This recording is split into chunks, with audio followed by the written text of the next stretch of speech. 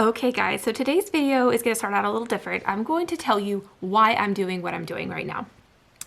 I did something crazy, like really, really crazy.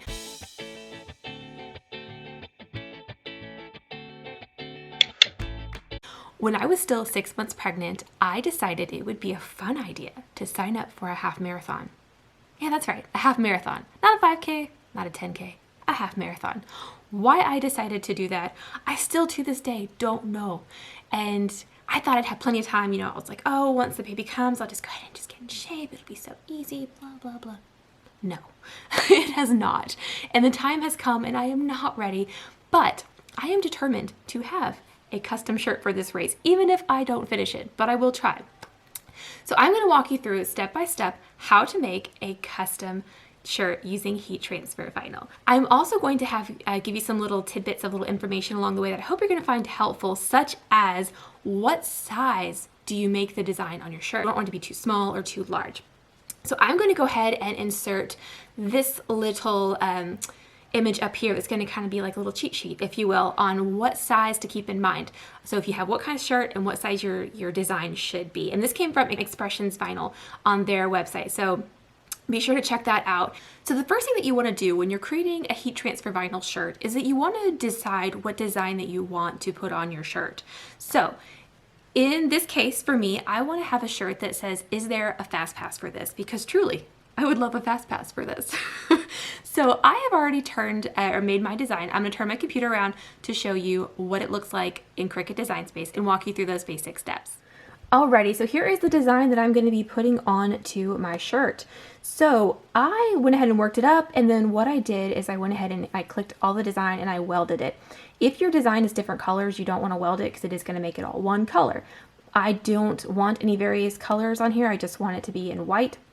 So that is why I hit weld. So I'm going to go ahead and click make it from there. And then when you are making a heat transfer vinyl shirt, this is very important. You want to make sure that you mirror your image. If you do not, your shirt will not work. So be sure you click that. And then I'm going to show you one other thing before I click continue. Okay, so this is what I wanted to show you before I actually cut it off, is I wanted to show you what my mat looks like as I'm getting it ready. So as I mentioned earlier, I have it mirrored on the computer with that button, but when you prep your mat and you have your heat transfer vinyl cut out and ready to go, you want to make sure that you put your heat transfer vinyl shiny side down. So those are the two most important things you could possibly remember when you are cutting and preparing your vinyl, is mirror it and make sure that you put on the mat the heat transfer vinyl with the shiny side down. I'm gonna go ahead and slide this into my machine and cut out my design. Okay, so I have everything ready here. I have my heat press heated up to 305 degrees, and I'm going to grab my Teflon sheet and I'm going to place it over my design when I press. I'm also going to press it for 15 seconds using a medium pressure. Whatever vinyl that you are using, make sure to check the manufacturer's recommended pressure, heat, and time pressing. I'm currently using Caesar Easy Weed, but just keep that in mind.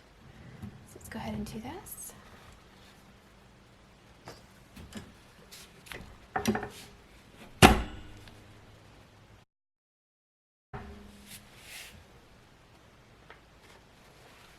Okay, so what I'm going to do now is I'm going to go ahead and peel off carefully my design here, and then I'm going to go for one more press on top with my heat transfer vinyl, and then we will be done. And I'm just going to press this for a few seconds. It doesn't have to be as long. I just like to do it just a little bit more.